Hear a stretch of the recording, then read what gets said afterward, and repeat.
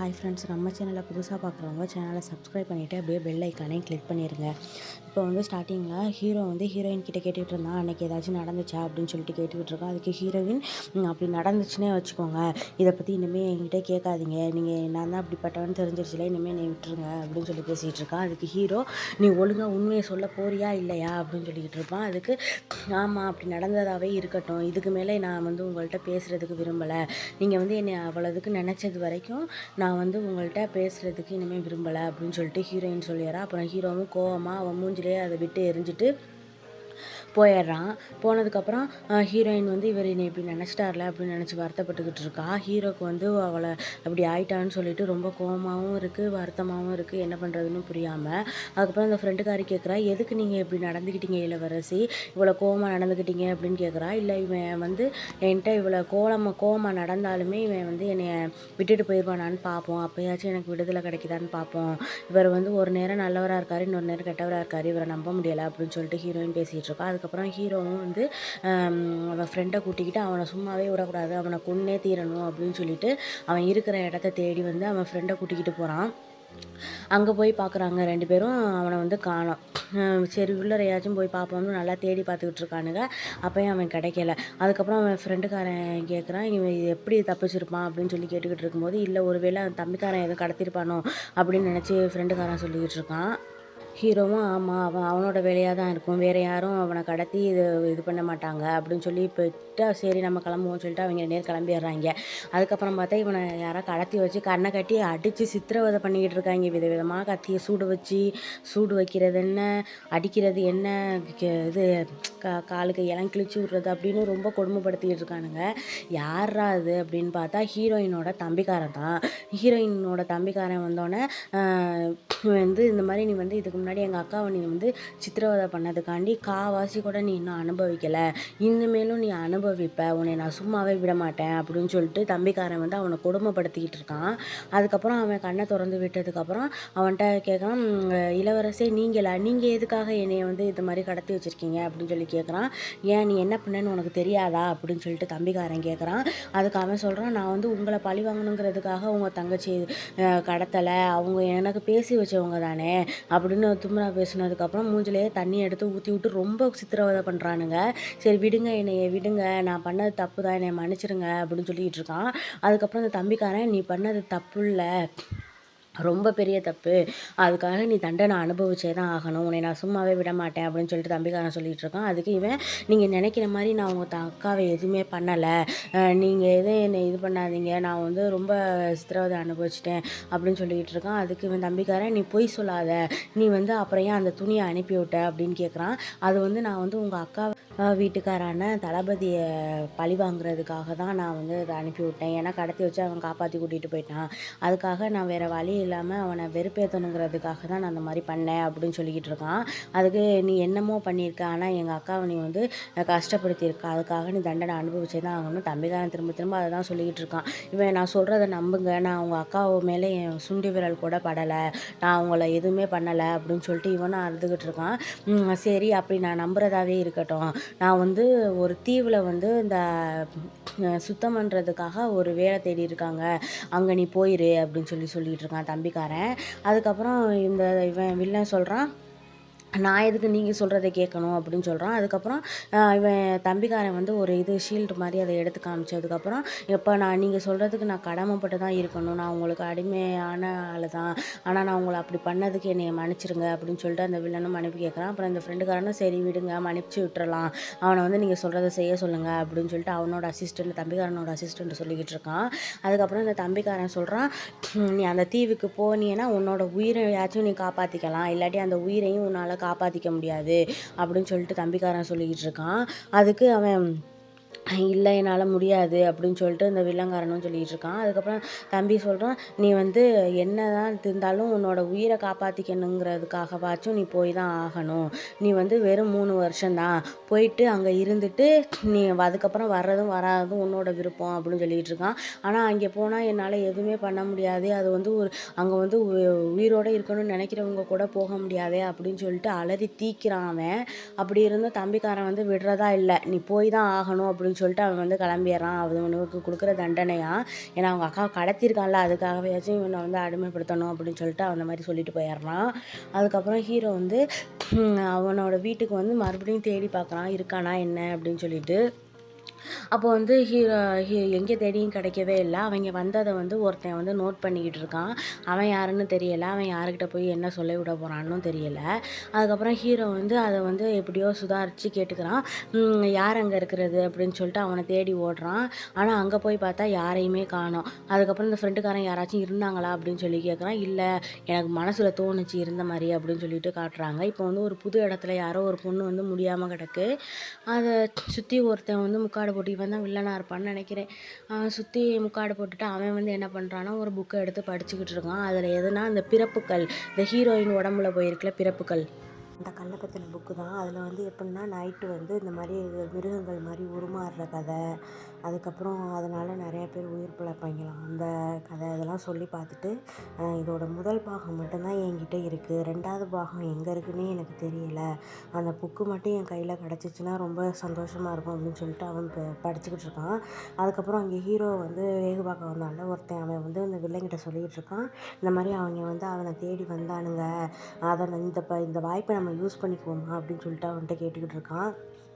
அதுக்கு இந்த முகமூடி போட்டவன், இல்லை வேண்டாம், நம்ம இதை வந்து பயன்படுத்திக்க கூடாது, இன்னொரு நல்ல வாய்ப்பு கிடைக்கும், அதை நம்ம பயன்படுத்திக்குவோம் அப்படின்னு சொல்லிடுறான். சரி, இனிமேலும் நான் அவனை கண்காணிக்கிறேன், அந்த புக்கு 2ஆம் பாகம் புக்கு வந்து இந்த வரைபடத்தில் உள்ளவங்கள்ட்ட தான் இருக்குன்னு தகவல் வந்திருக்கு, கஷ்டப்பட்டு வரைய வச்சு கொண்டு வந்திருக்கேன், அவரை எப்படியாச்சும் தேடி கண்டுபிடிக்கணும் அப்படின்னு சொல்லிட்டு இருக்கான். அப்புறம் கையில் ஒரு எதுவோ ஜாடி மாதிரி கொடுத்து, இதை வச்சு தேடி கண்டுபிடி அப்படின்னு சொல்லிட்டு அவனும் இது பண்ணிக்கிட்டு இருக்கான்.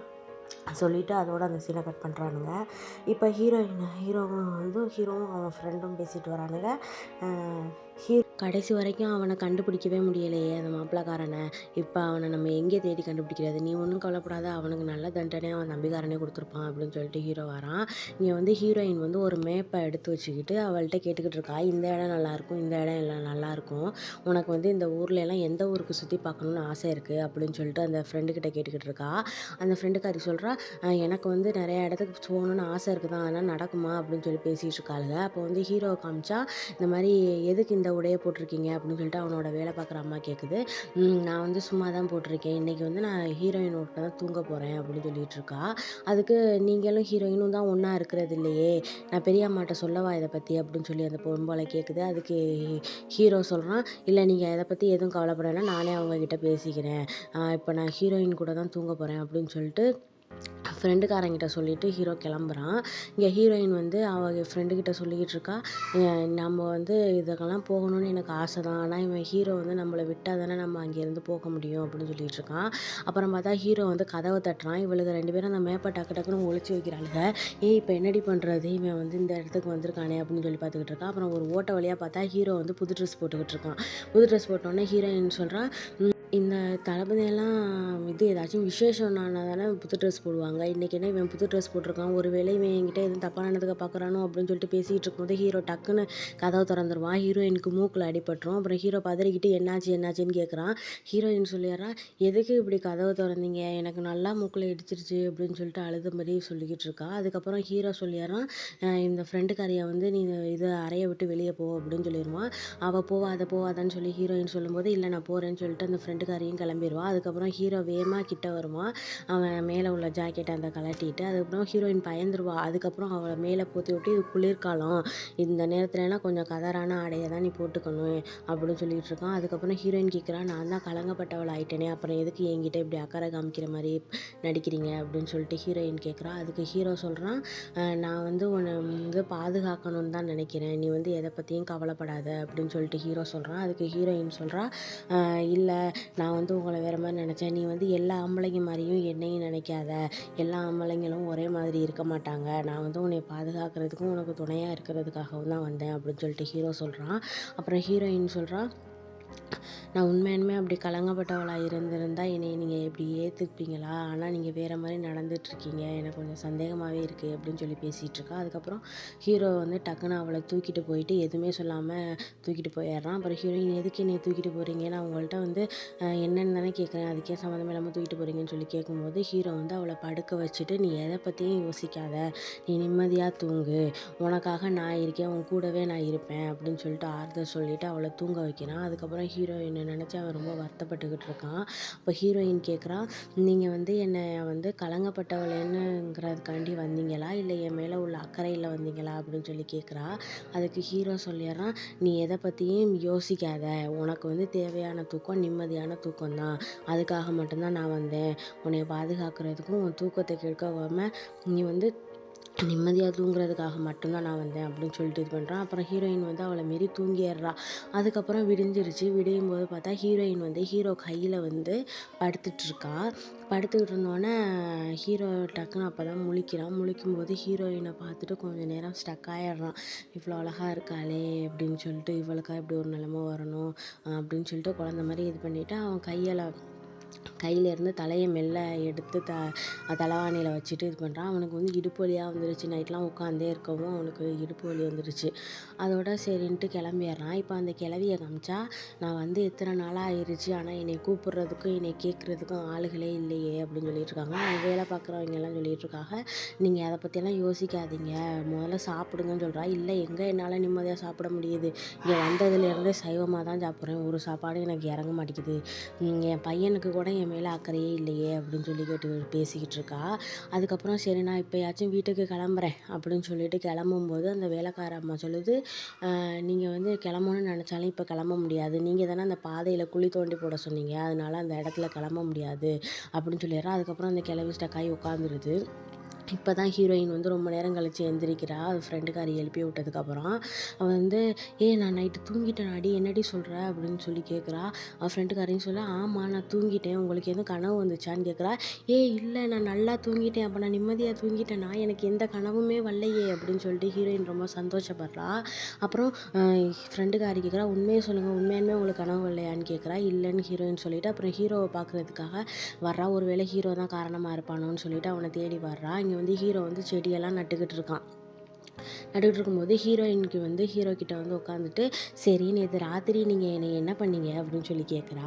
அதுக்கு ஹீரோ வந்து தடுமாறான். என்ன கேட்குற என்கிட்ட, நீ இதை என்ன கேட்குறேன்னு தெரிஞ்சு தான் கேட்குறியா அப்படின்னு சொல்லி ஹீரோ கேட்குறான். அதுக்கு ஹீரோயின் சொல்கிறா, சொல்லுங்கள் ராத்திரி நேற்று நீங்கள் என்ன பண்ணீங்க அப்படின்னு சொல்லி கேட்குறா. அதுக்கு வந்து ஹீரோ கேட்குறான், எதுக்காக லூஸ் மாதிரி இப்படி பேசிகிட்டு இருக்க, ஒழுங்காக தெளிவாக பேசு, இல்லாட்டி எந்திரிச்சு போ அப்படின்னு சொல்லிட்டு கிளப்பி விட்றான். அப்புறம் ஹீரோயின் சொல்லிடுறா, இல்லை நேற்று நான் நல்லா நிம்மதியாக தூங்கினேன், எனக்கு எந்த ஒரு கனவுமே வரல, நான் நிம்மதியாக இருந்தேன்னு எனக்கு தோணுச்சு, அதனால தான் கேட்குறேன், நீங்கள் சொல்லுங்கள் என்னை நான் நைட்டு என்ன பண்ணீங்க எப்படின்னு எனக்கு சொல்லிக் கொடுங்கன்னு சொல்லி அவன்கிட்ட கேட்டுக்கிட்டு இருக்கா. ஹீரோ வந்து லூசாடி நீ அப்படின்னு சொல்லிட்டு அந்த இடத்த விட்டு போன்னு சொல்லிட்டு இது பண்ணுறான். அதுக்கப்புறம் அந்த ஃப்ரெண்டுக்காரன் வரவும் ஹீரோயின் வந்து போயிட்டா. ஃப்ரெண்டுக்காரன் வந்து உங்களை தேடி ஜூ வந்திருக்காரு, அவர் வந்து அந்த அமைச்சர் இருப்பான்ல, அந்த தங்கச்சிக்காரியோட அப்பன், அவன் வந்திருக்காரு அப்படின்னு சொல்லிட்டு போகிறான். நீ நல்ல நேரத்துக்கு தான் வந்தேன்னு சொல்லிட்டு அவனும் போகிறான். இங்கே ஹீரோயின் வந்து அவன் தம்பிக்கிட்ட பேசிகிட்டு இருக்கா. பேசிகிட்டு இருக்கும்போது இந்த மாதிரி அவன் வந்து அவளுக்கு பிடிச்ச சாப்பாடு, ட்ரிங்க்ஸு இதெல்லாம் எடுத்துகிட்டு வந்து கொடுத்துருப்பான். இது மாதிரி சாப்பாடெலாம் கொண்டு வாடா, சூப்பராக இருக்குது அப்படின்னு சொல்லிகிட்டு இருப்பா. நான் டெய்லிக்கும் உன்னை கொண்டு வரேன் அப்படின்னு சொல்லிகிட்டு இருப்பான். அதுக்கப்புறம் ஹீரோயின் அவன் தம்பிக்கிட்ட, நான் உன்கிட்ட ஒரு விஷயம் சொல்ல மறந்துட்டேன்ல, நேற்று நைட்டு நான் வந்து நிம்மதியாக தூங்கினேன் அப்படின்னு சொல்கிறா. அதுக்கு தம்பிக்காரன் கேட்குறான், என்ன நிம்மதியாக தூங்குனியா, என்ன சொல்கிற, நீ ஒன்றும் எனக்கு புரியலையே அப்படின்னு சொல்லிட்டு இருப்பான். இதுக்கு காரணம் அவர் தான் நினைக்கிறேன் அப்படின்னு சொல்லிட்டு அந்த புக்கை வந்து படித்து காமிப்பா. அந்த ஹீரோ வந்து அந்த ஹீரோயினை வந்து எப்படி கேர் பண்ணிப்பாங்க எதுன்னு சொல்லிட்டு அந்த தம்பிக்காரனுக்கு படிச்சுக்கப்பா. இவனுக்கு வந்து ரொம்ப கஷ்டமாக இருக்குது, நம்ம அக்கா உண்மையானுமே அவனை வந்து விரும்ப ஆரம்பிச்சிட்டாலோ அப்படின்னு சொல்லிட்டு. அதுக்கப்புறம் இல்லை நீ அதுக்கப்புறம் நான் சொல்லிடுறா, நான் வந்து நைட்டெல்லாம் அவர் என் கூட இருந்ததுனால தான் எல்லாமே நடந்துச்சுன்னு நினைக்கிறேன், அதனால தான் நான் நிம்மதியாக தூங்குனேன்னு கூட நினைக்கிறேன் அப்படின்னு சொல்லிட்டு தம்பிக்காரன்ட்ட சொல்லுவாள். அவன் கொஞ்சம் ஷாக் ஆகிட்டு, ஏன்னா நைட்லாம் அவன் உன் கூட தூங்குனானா, சரி நீ இனிமேல் நிம்மதியாக தூங்கலாம்னு நினைக்கிறியா அவனால் அப்படின்னு நினச்சிட்டு கேட்டு பேசிகிட்டு இருப்பான். அதுக்கப்புறம் தம்பிக்காரன் அவனோட அசிஸ்டண்ட்டுக்கிட்ட எங்கள் அக்கா வந்து இனிமேல் நம்பி விட்டுட்டு போகலான்னு தான் நினைக்கிறேன் அப்படின்னு சொல்லி பேசிகிட்டு இருப்பான். அதுக்கு இது நல்ல விஷயம் தானே, அதுக்கு ஏன் நீங்கள் ரொம்ப வருத்தமாக சொல்கிறீங்க பிரபுவே அப்படின்னு சொல்லிட்டு அவனோட அசிஸ்டண்ட் வந்து கேட்டுக்கிட்டு இருக்கான். அதுக்கப்புறம் இந்த பொண்ணு யார் இங்கே நிற்கிறா அப்படின்னு சொல்லிட்டு அவனை பார்த்துட்டு போயிட்டுருப்பான். அந்த தங்கச்சிக்காரி வந்து இவன்ட்ட பேசிட்டு, சாரி அவள் தங்கச்சிக்காரி இல்லை முறை பொண்ணு, அவள் வந்து இவன்ட்ட கேட்டுட்டு இந்த மாதிரி இளவரசிக்கு ஏதோ தப்பான சம்பவம் நடந்துருச்சாம்ல அப்படின்னு சொல்லி அவன்கிட்ட கேட்டு அவனை வெறுப்பேற்றி விட்டு போகிறா. இவ யாருன்னா அந்த ஜூவோட பொண்ணு அப்படின்னு சொல்லி தம்பிக்காரன் கேட்டதுக்கு ஜூவோட பொண்ணு அப்படின்னு சொல்லி அந்த அசிஸ்டண்ட் பையன் சொல்கிறான். இந்த பொண்ணை லேசாக நினைக்க முடியாதுன்னு நினைக்கிறேன், இந்த பொண்ணு நம்ம அக்காவை பற்றி தப்பு தப்பாக சொல்லிக்கிட்டு இருக்கு, அப்போ இதுவும் நல்லது தான் அப்படின்னு சொல்லிட்டு தம்பிக்காரன் போகிறான். அதுக்கப்புறம் ஹீரோயின் வந்து ஹீரோவை பார்க்குறதுக்காக அவன் தம்பி கொடுத்த அந்த மதுபானத்தை எடுத்துக்கிட்டு வரா. இங்கே வந்து ஹீரோ வந்து அவன் அசிஸ்டண்ட்டுக்கிட்ட எவ்வளோ தேடியும் நம்ம அண்ணனை பற்றின தகவல் வந்து ஒன்றை கூட கண்டுபிடிக்க முடியலையே அப்படின்னு சொல்லிக்கிட்டு இருக்கான். அதுக்கு அந்த அசிஸ்டண்ட் பையனும் எப்படியாச்சும் கண்டுபிடிச்சிடலாம் அப்படின்னு சொல்லி பேசிகிட்டு இருக்கும்போது ஹீரோயின் வந்து அந்த காலில் அதை போட்டுக்கிட்ட மாதிரி நடித்து என்னை வந்து இங்கே பார்க்குறது காலில் விழுந்துருச்சு, அதனால தான் நான் கத்துனேன் அப்படின்னு சொல்லிட்டு ஹீரோயின் வந்து சொல்லிகிட்டு இருக்கா. அதுக்கப்புறம் இந்த வேலைக்காரன் சொல்கிறான், இல்லை இதுக்கு எனக்கும் எந்த சம்மந்தமும் இல்லைன்னு சொல்கிறான். இல்லை அவருக்கும் இதுக்கும் எந்த சம்மந்தமும் இல்லை, நான் தான் கையில் தவறி கீழே போட்டுக்கிட்டேன் அப்படின்னு சொல்கிறா. அதுக்கப்புறம் ஹீரோயின் வேகமாக ஓடி போய் ஹீரோ ரூமில் உட்காந்துக்கிறா. அப்போது சொல்கிறா, இன்றைக்கி எனக்கு ஒரு உதவி பண்ணுவீங்களான்னு கேட்கும்போது அவ சொல்லிடுறா டக்குன்னு, இன்றைக்கி நான் ராத்திரி என் கூட படுப்பீங்களா அப்படின்னு சொல்லி கேட்குறா. அதுக்கு வந்து சரி சரி நான் இந்த இடத்த விட்டு போகிறேன்னு சொல்லிட்டு அசிஸ்டண்ட்டும் கிளம்பிடுறான். அதுக்கப்புறம் ஹீரோ கேட்குறான், நீ என்ன கேட்க வந்தியோ அதை தெளிவாக கேளு அப்படின்னு சொல்லி கேட்குறான். அதுக்கு ஹீரோயின், இல்லை நேற்று நைட்டு நான் நல்லா தூங்குனேன், எனக்கு எந்த ஒரு கெட்ட கனவுமே வரல, அதனால தான் கேட்குறேன், நீங்கள் இன்றைக்கி நைட்டு என்னோட தூங்குறீங்களான்னு சொல்லிட்டு க்ளோஸாக கேட்குறா. ஹீரோவுக்கு ரொம்ப எம்பாரசிங்காக இருக்குது. அதுக்கப்புறம் சரி நீ தள்ளி போறியா முதல்ல அப்படின்னு சொல்லிட்டு அவளை தள்ளி போக சொல்கிறான். அதுக்கப்புறம் ஹீரோயின், ப்ளீஸ் என்னோட சேர்ந்து தூங்குங்களேன், எனக்காக இந்த உதவி மட்டும் பண்ண மாட்டிங்களா அப்படின்னு சொல்லிட்டு அவள் பாட்டுக்கு போயிடுறா. அவன் ஹீரோ அப்புறம் அவளை நினச்சிக்கிட்டு லூஸாக இருப்பா போல இருக்குன்னு நினச்சி சிரிச்சுக்கிட்டு இருக்கான். அதுக்கப்புறம் அந்த முறை பொண்ணு பார்த்திங்கன்னா என்ன பண்ணுதுன்னா, அந்த ஹீரோவை எப்படியாச்சும் நம்ம மடக்கியே ஆகணுமே அப்படின்னு சொல்லிட்டு பிளான் போட்டுக்கிட்டு இருக்கு. அவளோட உள்ளாடைகளுக்கெல்லாம் பெயிண்டிங் பண்ணி வச்சுக்கிட்டு என்ன ஐடியாவில் இருக்கான்னு தெரியல, அவள் ஃப்ரெண்டுக்கிட்ட ஏதோ சொல்லிகிட்டு இருக்கா. அதுக்கப்புறம் ஹீரோ வந்து அவனோட அறையில் இருக்கும்போது ஒருத்தன் அவனோட அசிஸ்டண்ட் வந்து சொல்கிறான், இந்த மாதிரி ஜூ உங்களை பார்க்கணுன்னு சொல்கிறாரு அப்படின்னு சொல்லி சொன்னதுக்கப்புறம் ஹீரோ வந்து அதை பார்க்குறதுக்காண்டி கிளம்புறான். இங்கே பார்த்தா அவங்க அப்பங்காரனும் இல்லை ஒருத்தனும் இல்லை, இந்த இவ தான் இந்த முறை பொண்ணு பண்ண வச்ச வேலை தான், குளிக்கிற மாதிரி இது பண்ணிவிட்டு நான் அவரை மயக்க போகிறேன் அப்படின்னு சொல்லிட்டு ரொம்ப இது பண்ணி ப்ராக்டிஸ்லாம் பண்ணிக்கிட்டு இருக்கா. அதுக்கப்புறம் ஹீரோ வந்து அவனோட ரூமுக்கு வந்ததுக்கப்புறம் இங்கே அவர் இல்லையே அப்படின்னு சொல்லிட்டு போக பார்ப்பான். இவள் வந்து நீங்கள் வெளியே போனீங்கன்னா என்னை குளிக்கிறதை எட்டி பார்த்தீங்கன்னு சொல்லி சத்தம் போடுவேன் அப்படின்னு சொல்லி சொன்னதுக்கப்புறம் ஹீரோ வந்து அந்த இடத்துல இருக்கான். அப்புறம் அந்த உள்ளாடை எடுத்தாங்க, எப்படி இருக்குது என் உள்ளாடை, இந்த மாதிரி பறவைகள்லாம் வரைஞ்சி ராஜ பரம்பரையை சேர்ந்தவங்களாம் இந்த மாதிரி தான் போடுவாங்க அப்படி இப்படின்னு சொல்லிட்டு இருப்பா. அதுக்கப்புறம் ஹீரோ அன்னைக்கு ஹீரோயினோட உள்ளாடைன்னு நினச்சி ஒன்று பார்த்துருப்பான். அதை யோசித்து பார்த்துட்டு, அப்போ இது அவளோடது இல்லையா, அப்போ நான் தான் அவளை தப்பாக புரிஞ்சுக்கிட்டேன்னா அவள் ஏன் என்கிட்ட போய் சொன்னான்னு நினச்சா அதை கொஞ்ச நேரம் யோசித்து பார்த்துட்ருக்கான். இதோட இந்த எபிசோட் முடியுது.